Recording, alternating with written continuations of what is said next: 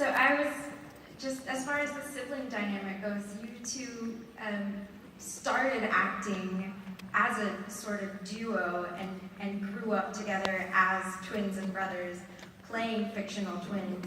How was that dynamic, and how much did you guys relate to Fred and George? And then how was it sort of branching off into individual actors? Yeah, we kind of got used to it very quickly because knowing each other quite well. Yeah, and as you say, the characters were teenage twins, pretty much the same, just minus the hair. Similar mentality in terms of like to have a joke with people. So you can kind of grow in that aspect. And then on the last film, I did about four weeks after James's. So that was like one of the first times that we've had it separately, acting separately. So it was a bit different being on set and not having James there, but at the same time, it's kind of part and parcel of the job. So yeah, it worked out okay. Do you miss each other? That's why we're standing this far. They're right here. But she had a very interesting question because I've never seen you guys without the other. Obviously, we only see you on a stage. We have no idea what your personal lives are when you're not on a stage. Do you guys do a lot of things together outside of this, outside of the touring? When there's a bill around, James will normally leave. Yeah, if the check comes, I'm gone, he's paying. I guess it's just like any brothers or sisters or whatever, like I'm sure you, especially twins, you've probably got certain friends who are all the same, and then you've got your own individual friendship groups. But I guess we hang out at least once a week. Normally when Mum says, come around, I'm cooking. Sunday dinner. Exactly, yes. Oh, that's absolutely right. Okay, guys, we're going to have to go with one last question right now. These guys have to run. Of course, you want to see them down at the autograph and the photo op areas anyway. So I see some little ones over there, and we are on this side. So we can do one this side, one this side. Perfect. All right, guys, say one this side, one this side. Let's go ahead with mic one. Hello. Hi. Hello. We're wondering, do you have some advice on pranking our mom?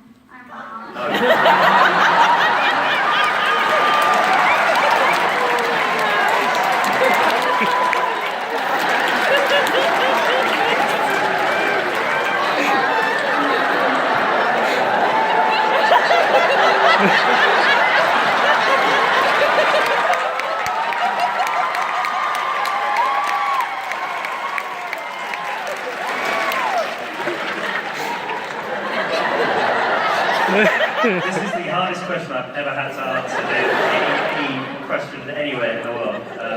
Get a Toblerone. Are you staying in a hotel room tonight? You're influencing the young. Yes. No, I can't. Just always do what she tells you.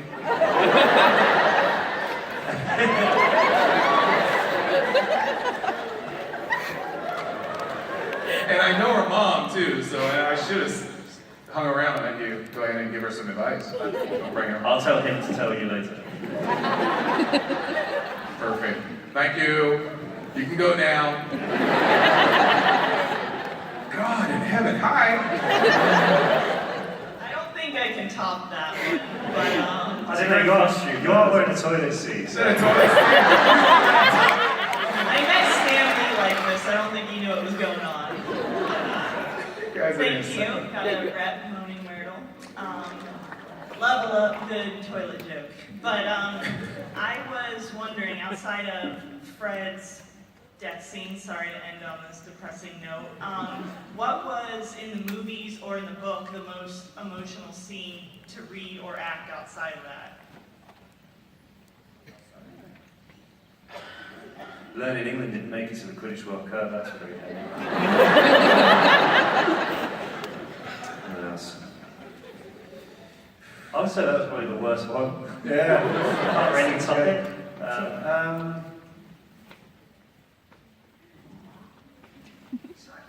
Depressing. Depressing. It could be happy. Or happy. I think Yeah, happy, just yeah. emotional in general. Oh, emotional in general. trying to think. I think the last day of filming was pretty emotional. Not that we were crying when we were doing it, but it was a bit heavy in terms of it was that last sequence actually you saw there on the battlement scene.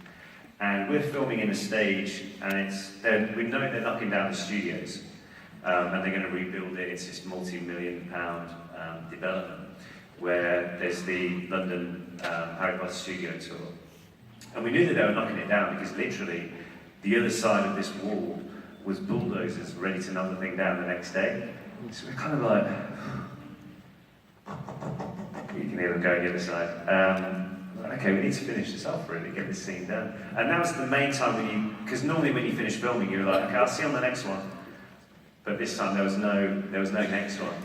A lot of the other sets had already been pulled down, like the Great Hall had already come down, there was loads of stuff like that. And I remember filming it thinking, yeah, this is it. And I actually kept my prosthetic ear from that day.